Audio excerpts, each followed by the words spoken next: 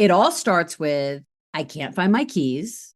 Then it ends with a look in the rear view mirror and then the gasp. Where the hell are my eyebrows?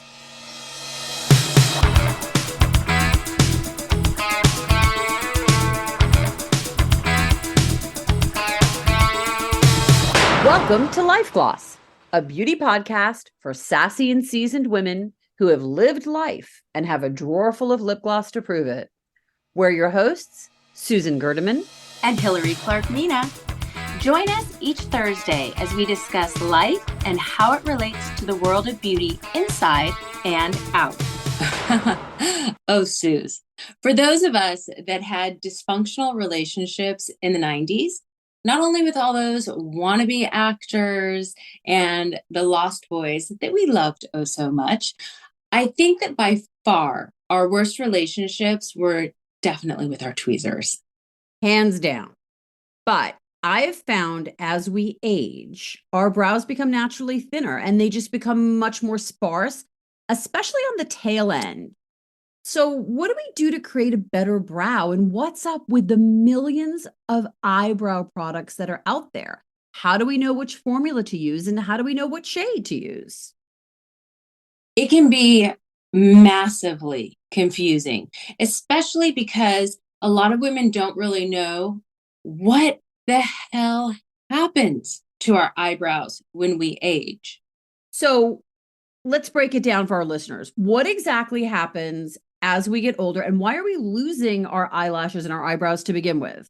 So I learned something very interesting from Dr. Perricone recently. The last time that I saw him, he told me that when you have thinning of your eyebrows, particularly at the tail end, this is not like I have little bald spots throughout and we know they get sparse, but the tail end of your brow, if that's starting to disappear, that can be a sign of a hormone imbalance, which makes sense considering what we have going on at that age.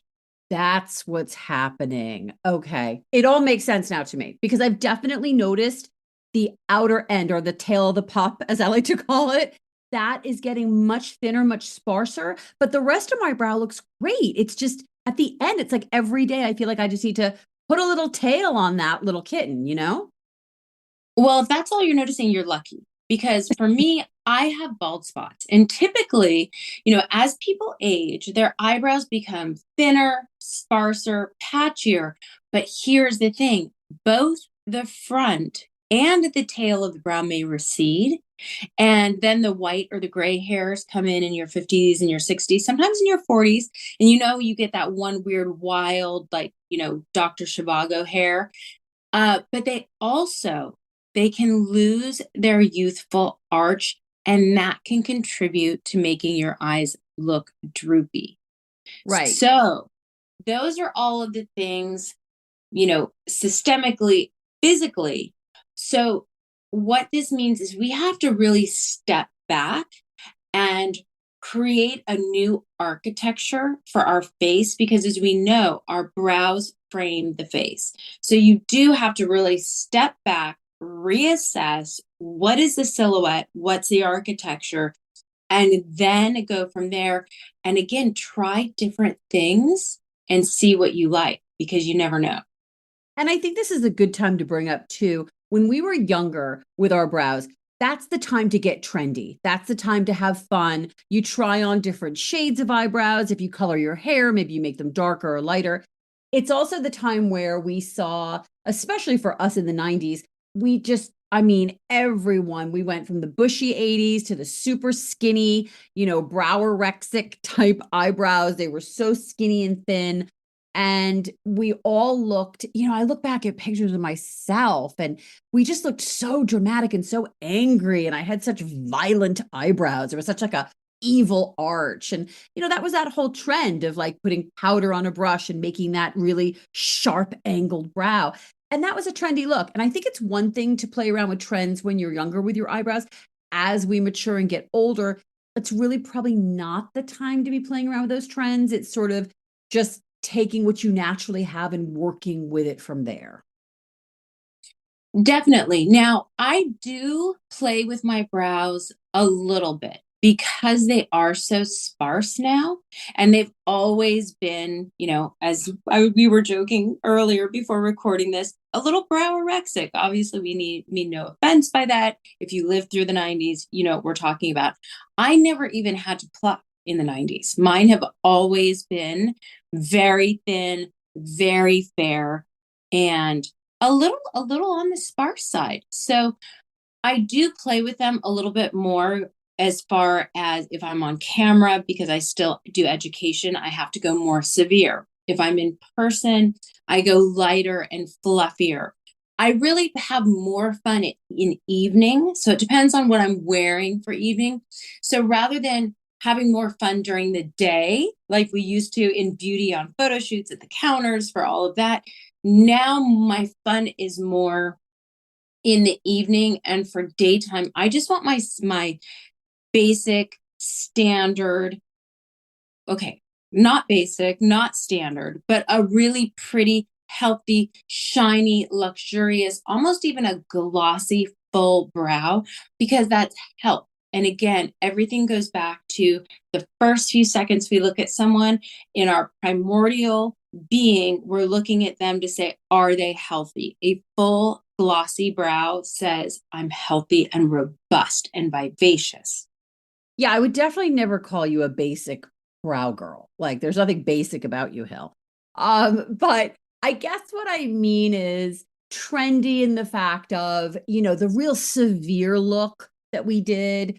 I just find myself really looking for something a little bit lighter and fresher. So my technique has really changed. And we're going to talk about technique in a minute, but how I put my brows on now, and even if I do put my brows on, some days if I want completely natural, I don't do anything. But if I want more, obviously there's a different technique now about how we put brows on. So we're going to talk about that. But I think first what we should do is really go through all the different formulations. So, generally speaking, and I think you'll agree with me, there's about 4 different sort of formulas that you go with when you're selecting brows. Brow pencils, brow powders, brow gels, brow pomade. So those are really kind of generally speaking, the 4 different types of formulas when you are looking to do makeup on the eyebrows. Obviously, within those different formulas, we have all the different shades, and we'll break down in this episode the formulations, which one is best for you, how to select your shade, and then some application tips as we move along. So we couldn't really begin this episode without sort of taking a moment and just getting it out there and saying the 2 big brow companies in the cosmetic industry are Anastasia and Benefit. Those are the 2 that really, when you think about brows and brow makeups as a consumer, as a makeup artist, those 2 really do come to mind. But that being said, there's a whole bunch of others out there too that we want to talk about today. So let's go through it, Hill. Let's start out first with brow pencils. Yes. And brow pencils, even within the brow pencil category, you are going to find all different textures. Some are going to be dry and more powdery. Some are going to be more waxy, more balmy. Some will even have a little bit of a fiber in it. So here's the thing about a brow pencil that is important for people to know. And this does reflect back onto brows in general. As we get older, because we have so many of our patches or bald spots, and we have to remember people are seeing us from the side. People are seeing us not straight on as we see ourselves in the mirror. So we have to be really careful not to be heavy-handed. I'm going to give a little example here. When I am doing someone who has a really dark brow and they may or may not have deeply pigmented skin, it doesn't matter. I will usually go in with either a medium taupe if they're fair, like the lightest brow pencil, or if they're deeply pigmented and they have black hair, a very dark blonde or a very light brown. Basically, all I'm doing is I'm creating the shadow of where the brow would cast if they had a fuller brow. So sometimes it's just creating the shadow underneath the brow before I even draw in the brow. So I'll do shading underneath. Sometimes that's all you need for day is that shading underneath, and you don't even need to go in. So sometimes my people with really dark brows will say, wait a minute, that's not my brow color. And I'll say to them, I'm just creating the base shadow. And they'll look at it and they're like, whoa, because then they need very sparse color on top. And that's often the solution if you're struggling and feeling like your brow pencil looks dark or it looks heavy or it looks weird. Try creating the shadow first and then going in. And that's something that you can really do with a powdery pencil. Yeah. And I think, brow pencils, as you said, come in different formulations. You have some with a very fine tip, almost a micro tip. You have some with a little bit of a thicker, some you have to sharpen, some you sort of, screw up. But I think to your point, often I will use two brow pencils, not just one shade. Sometimes I'll use two shades depending on the person and even sometimes depending on myself, where you want to sort of bring out or lift up the brow, or in your point, shadow the brow. So don't be afraid to reach for two shades if you have the time and if that's something you want to do to construct that brow. A little bit of a lighter shade, a little bit of a slightly deeper shade to create a more multi-dimensional brow. But that being said, overall, I find myself reaching for brow pencils more than I ever used to. If you asked me 10 years ago, what were the products, that I use most, I would probably say a brow powder more than anything. But I think we've really found that the formulations of brow pencils have changed in such a manner that you can get that gorgeous feathery look with a brow pencil by sketching. I find that a brow pencil, believe it or not, is the most natural look. Rather than a powder or a gel or pomade can definitely be a little more dramatic. A brow pencil applied very light feathering strokes is a lot more natural looking. What do you think? I agree. And now we're seeing a lot of brands creating brow pencils in components that give them an angle. So it makes it easier for you to cheat and create the little feathering of the hairs. So, and if you are, if you're a little nervous about brows, always have a naked disposable spoolie around because you can brush through. And I don't think I ever do my brows without then brushing through with a Always, naked spoolie. So you don't always. have to be afraid. Brow pencils, yeah, they used to basically just be the same formula as your eyeliner in a different color. Those days are gone. So that's wonderful news. I still do rely on a brow powder myself when I'm running out the door and I just want to do a little bit of that shadow and I want to be quick, or if I want to draw in more of an evening line, I'll move into powder. And powders are really interesting and still fun for me. Yeah, and I think most of our listeners will agree, there are specific companies that make brow powders, or you can just use a matte eyeshadow with an stiff angle brush. And that's pretty much what we always did. Absolutely. And speaking of, let me give a little tip here. So many of us are coloring our hair now, right? Now, I have found, not only with myself, but with my clients, this is a fantastic trick. If you're using something like the Color Wow powder to fill in your grays in between hair color, that is a fantastic shade to use for your brows. So I'm always, you know, from day 3 after getting my hair colored on, I'm always covering my gray. So I'm generally using this, I would say 80% of the time between my coloring. And I have a strawberry blonde. So brow matching can be a little tricky for me. And they don't always have to be matchy. You can tweak your look by going a little lighter, a little darker. We all know that. But in a pinch, when I'm trying to get out the door, I like where I've done the root cover up to match my brow because then it makes the root cover up less obvious. And the Color Wow, the brow touch up powders, they do reflect a little bit of light, so you can't go super heavy with them, but they last a long time and they'll match your root. So while we're in the powder section, I wanted to mention that.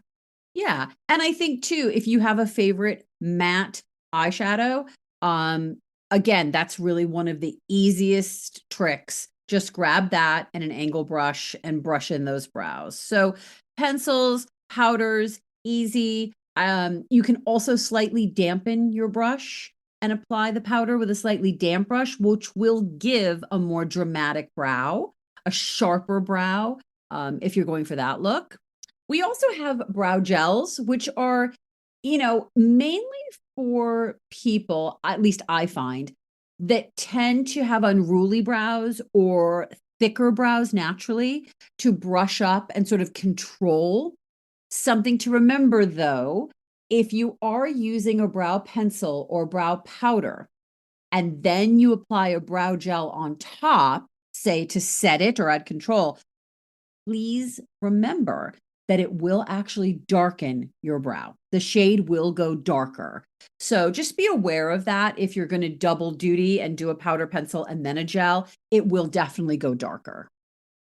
Yes. And sometimes it can pull out the placement and the color of your brow. So if you spent all this time perfecting your brow and then you go in with a brow gel, you might do one swipe and think, where did my brow just go? What happened? And that can be miserable.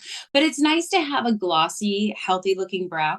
That's why sometimes I'll even just, while we're in gels, sometimes I'll even just take a clear gloss and put a gloss through my brow. Do you remember, Susan? And thank goodness brow gels have come so much further. Do you remember when, if you weren't careful or if you got a cheap brow gel and it would flake and make you look like you had dandruff in your eyebrows? Oh my God, that was the worst. I did a lot of what we called in the industry male grooming. I mean, it sounds so like predatory, but male grooming is when you have someone and you're doing male makeup, and we call it grooming. And that's where you usually do the brows and lashes and a little bit of makeup, and usually for television and camera, things like that. So when I was doing a lot of male grooming, and we used to use a pomade, a matte pomade that we would use in their hair, we would often use in the brow.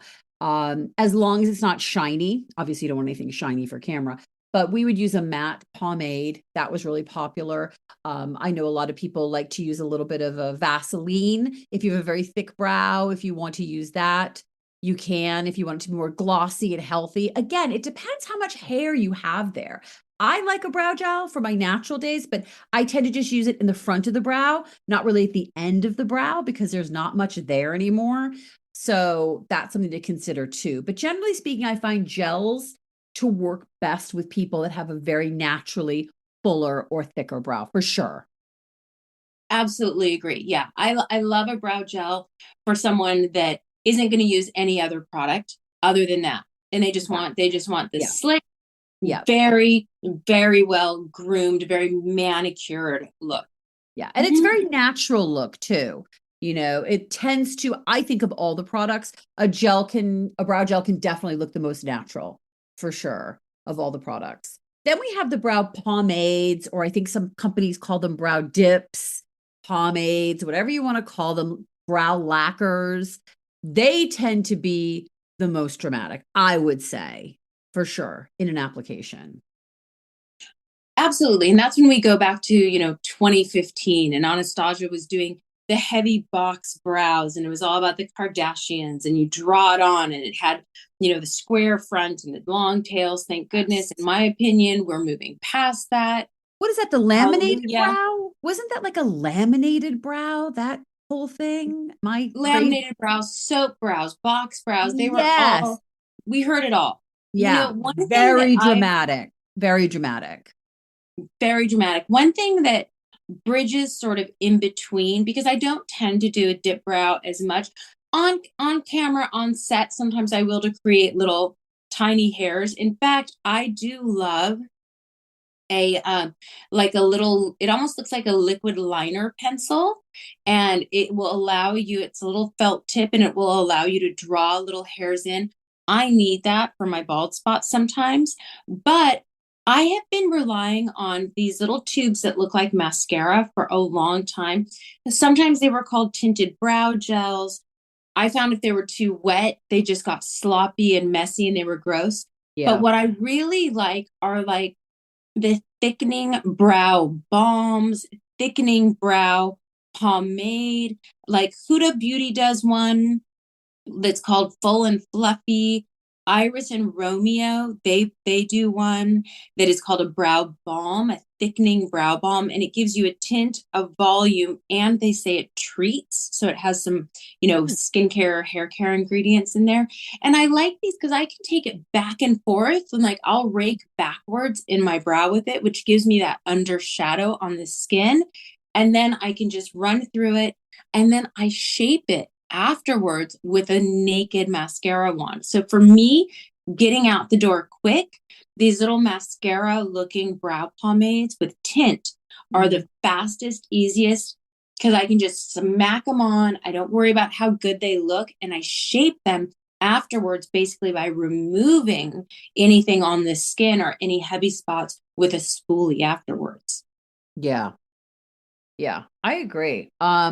I just think there's so many choices out there. And if you're in doubt as to which product you should be using, I would definitely pop by, a cosmetic counter. Go to Benefit. They have freestanding stores. They really, I think do a great job with brow grooming as well as brow application. I know the Anastasia counter too. Those uh oh god, I just drew a blank. I was gonna say those. Brow artists? Brow Yes, the bar? Brow bar? brow bar. Thank you. There's Yeah. there's brow bars that you can. Oh my god, a brow bar. Maybe get a cocktail while you're getting your brows done. But there's brow bars, and I know that Benefit, Anastasia does brow bars too. You can go to a salon. There's many different places you can go to have your brows done and groomed, tweezed, waxed, etc., and select the right products. So we've given you guys a lot of different choices here. I think it's based on what you have and what you want to look like. And I'm going to do something a little crazy here, Susan, because I know we've given people a lot of information and they might be like, okay, I know now everything there is to know about brow products, but what about me? What do I do? I want to invite some of our audience members, hashtag us, post something on Instagram, just say, Hillary and Susan, what do you think? Post a photo on Instagram, hashtag Life Gloss Podcast, and we'll follow up with you personally. We're both artists. We've both been around the block several times, so we're happy to give you some of our recommendations too. We would love that because I love doing brows. I think brows are such an art. And when I was coming up as a makeup artist, and I was at one point helped bring MAC into the United States and was working behind the MAC counter, we were really the first ones to really make brows a big thing. And we really spent countless hours of training working to perfect brow looks in the 90s. And I love doing brows. I think they're so much fun. They really do frame the face. And I think that brings us to shades. We talked about all the different formulations and the different looks, etc. But how do you select the right shade? I will preface this with, when in doubt, follow the general rule of thumb. Always go a little lighter than you think. There's nothing worse than catching a glimpse of yourself in that dreaded rearview mirror, or shopping, or heaven forbid, in event photos where you wanted to look really great and feeling like you look like Oscar the Grouch, or you look like, a 1920s, silent film star, the male version with the big Groucho Marx brows on. Right. Yeah, you don't want to go there. So going a little bit lighter is great. Again, I would exclude our very porcelain skin with the jet black hair. I love the look of a jet black brow, or a darkest brown brow on that ivory skin with jet black hair. But even women of color with a very black hair, they can have so much fun with the lighter to all the way through the mid-tone browns. I feel like they get to have a lot more freedom than the very fair skin. I mean, obviously you can bleach your brows, you can have fun with your brows, you can do whatever you want. But yes, as a general rule, go a shade or two lighter than your roots. Yeah, I think you have to be careful. The one color you have to be the most careful with, I think, is jet black. Be very careful with a jet black shade, even if your hair is black, or very, very, very dark. Just, as we get older, a jet black eyebrow can definitely be a little aging, generally speaking. Now, there's always going to be that person who looks great in it, but generally speaking, we would always reach for those sort of espresso shades, rich, deep chocolate shades are probably going to give a softer look to the whole facial area and eye area. And you definitely want to match as closely as you can to the hair shade that's on your head. And that really, I think, is something, especially, I would say one of the trickiest shades to match is blonde. And I know, Hillary, you and I have talked about this because we are both blondes, but we're different blondes. And I've just been really sort of seeing this trend towards brows and brow products getting a lot warmer.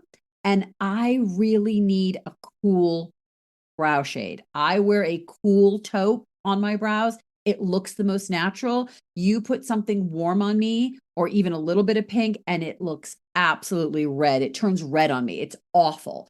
So I think you need to really be careful when you're dealing with blondes to really watch out how warm toned you're going in the brows. Even for a redhead, I think Yes, I'll often it go more of a taupe. absolutely 100%.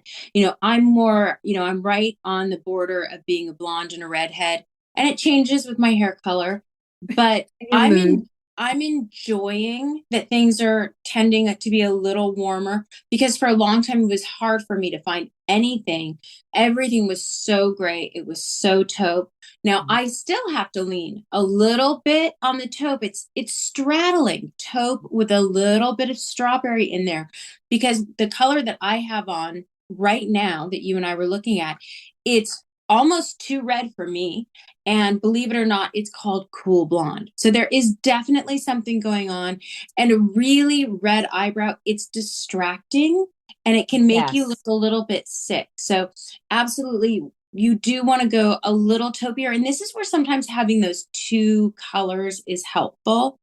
For our people with black hair, what Susan was saying about black is absolutely true. And especially keep in mind that as your brows get thinner, and if you're using a black brow pencil, you're going to see the undertone of that pigment on the skin, and it can make you look like one of those crazy old ladies in Madison Avenue. It Yeah. can be hardcore.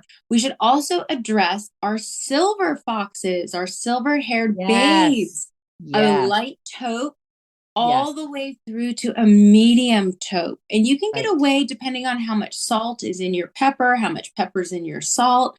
You can really play with your brows for our silver babes. Yeah. Because you have to remember too, with most women, unless you're doing an all over one shade single process color, for a large majority of us, we are, if you choose, to highlight, we have different tones in our hair. We have different highlights in our hair, whether that's through color or whether that's natural. And even our, you know, gray haired ladies, there is that salt and pepper that's in there. It's not just one shade.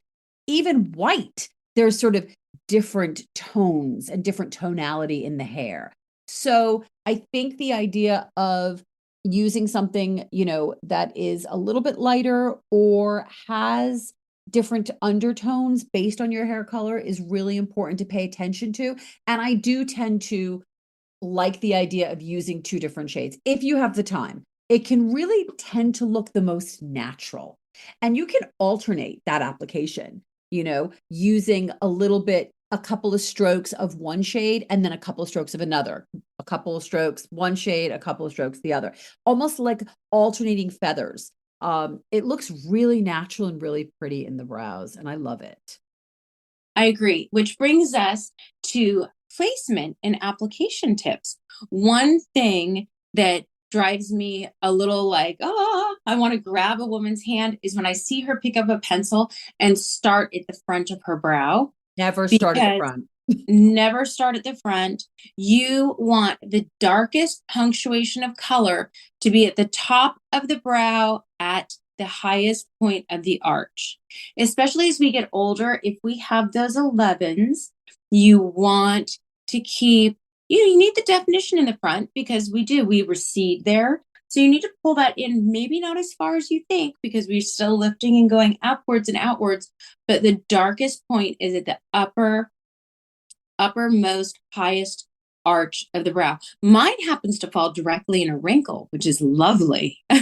But we used to call it, I think, the apex of the arch. And yes. be really careful in application. Speaking of arches, when you do start at the arch and work outward, be careful of a couple of things. First of all, you don't want to ever work downward. You want to work straight out. Believe it or not, when you apply, try to think as horizontal as possible, and it will naturally curve down.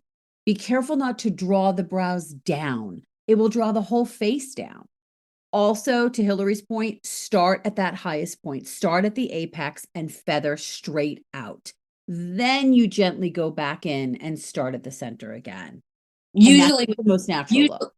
yeah, usually with your lighter color on the Yes. inner corners of the brows are Yes. usually lighter. Yeah, we start light and then work to deeper as you move out. But definitely starting at the arch or the highest point is probably the best tip that we can give you for the most natural brow.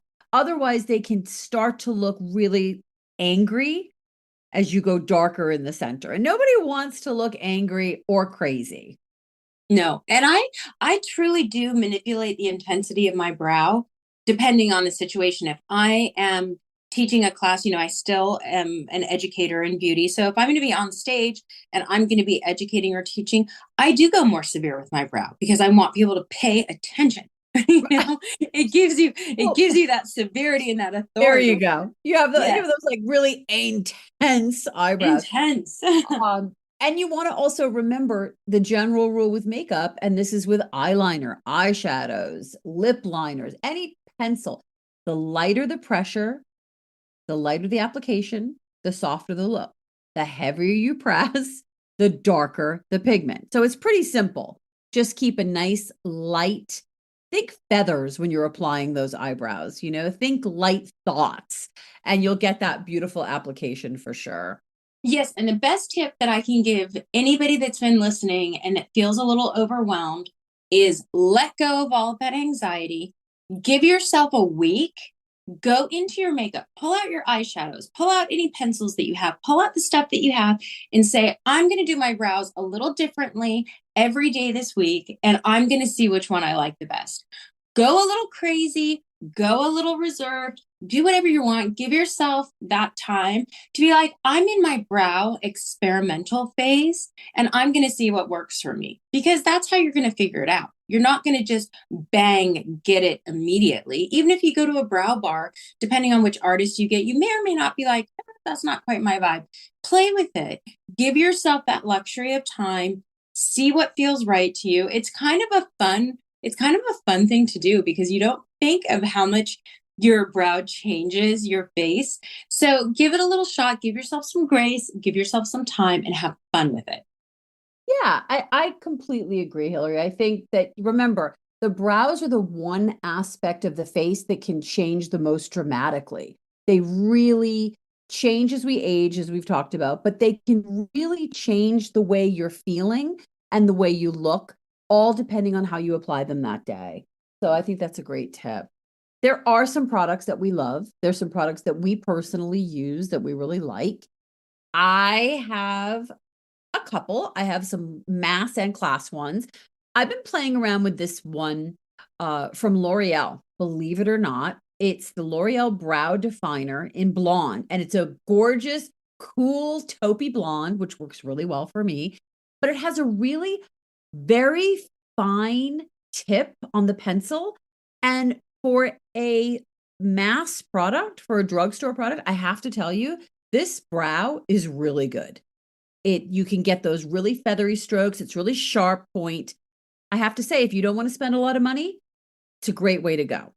On the flip side, I have used this one brow pencil for over 25 years, and that's the Chanel Crayon Sourcil in Blonde Cendre.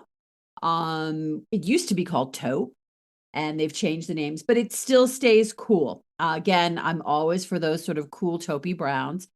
And I do like the Glossier Boy Brow. I know everyone really hypes that product, but I think it's a great little brow gel. The reason I like that brow gel, and I don't often use a brow gel, but if I want to go a little more natural and maybe not pencil in that day, I like this brow gel because the actual brush itself is very short tip and very serumy almost. So it's a very natural light. You can't mess this brow gel up. So I like that one a lot. Ooh, I forgot about Boy Brow. And do you know that my Chanel pencil still says taupe? Wow. Yeah, Yeah. I know.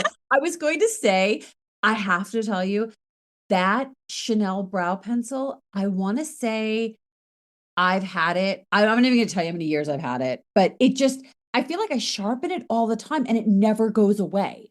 So it lasts forever. Brow pencils do tend to last a long time because you don't really use much product. So there's You that. know, yeah, they do. It's funny. I was at the Hollywood Heritage Museum yesterday, which is the barn, as they call it. And it's the oldest movie studio that is still in Hollywood. It was built in 1903.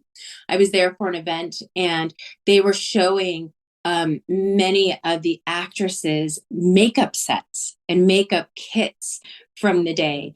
And boy, oh boy, were they full of brow pencils. That's for Yeah. sure. A Yeah. lot I and so mean, many different ones. And they were worn, some of them were worn down to the very nubs. It was like you'd almost need like, you know, tweezers to pick it up. It was so yeah. short. So you could tell they'd really like a roach clip would have to hold these things, you know, Yeah. they Yeah. Yeah. they hung Well, on to it's them. true. I mean, if you think about it, when you look at movies and you look at films, the brows, are just so expressive, and brows really do frame your entire face. So they just give you such a great look.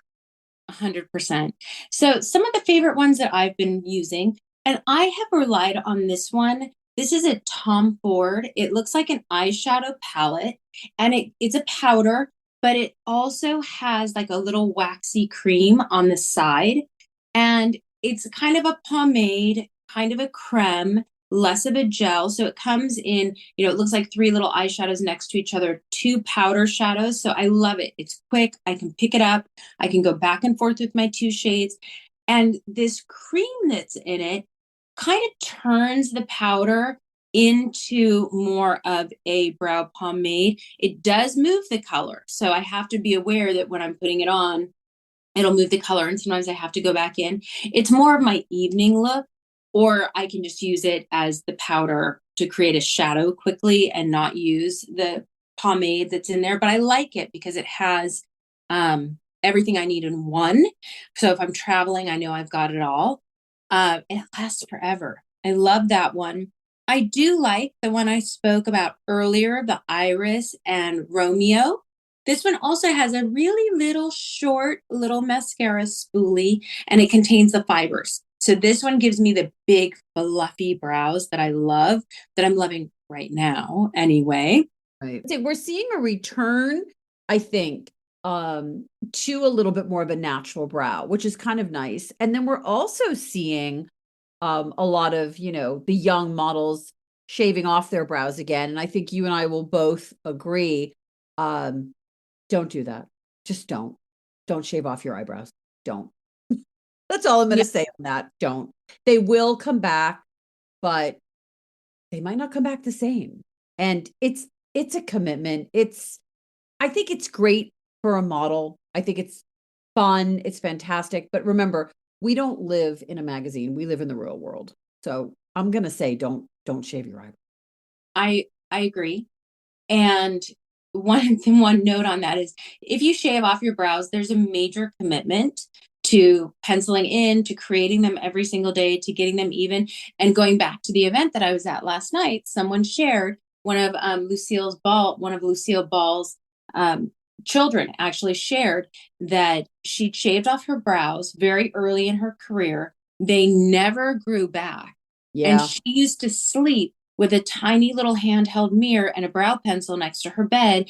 And before her husband would wake up every morning, she would wake up before him and lay in bed and draw her eyebrows on. So Yeah. No, the other, a commitment I would never do. Like, I just, no. I'm exhausted even thinking about that, quite frankly. Like, waking up is a challenge some days. Never mind rolling over and having to put my brows on. Like, right. too And much. there are creators out there that I love that shave their brows, and they can Yeah, dramatically show you different looks, and they can just, like a chameleon, move through decades and centuries. That's great, but they're it's great. living in a Yeah. different world. Yes. You know what I'm actually really liking right now? The third thing, I know I mentioned the color wow to match my roots, but when I want to draw in and I want to look more ladylike and polished, I am really enjoying this Urban Decay, the brow blade. It gives you the liquid felt tip eyeliner on one side and an angled pencil on the other side. And Yeah. I So, really like that one. yeah, those are fun. I mean, like we said earlier, there's that trend we're seeing, the bladed eyebrow, the lacquered brow, the micro brow. It's definitely a look. I think it's fun. I think it's something if you want to try. Um, It gives my bald spots actual hairs. I can draw yes, hairs into my bald spots. That's why I yes, like it. yes. I could see that being really, really fun and fun to use. So why not? So Why yeah. not? So see, we're highbrow and we're lowbrow, and honey, we're no brow. So I think we covered it all. So brow down to us and follow us on social at LifeGloss. On social, you can find us at Life Gloss Podcast. You can visit our website, which is life-gloss.com. Definitely follow, share. We'd love to hear from you. And we answer all of your questions. Let us know if you would like us to do a little more on camera. We can start doing that for social too, but only if you ask. And ask nicely. Just kidding. Well, that's another episode in the brow can. So stay glossy. Stay glossy, Sue. See you next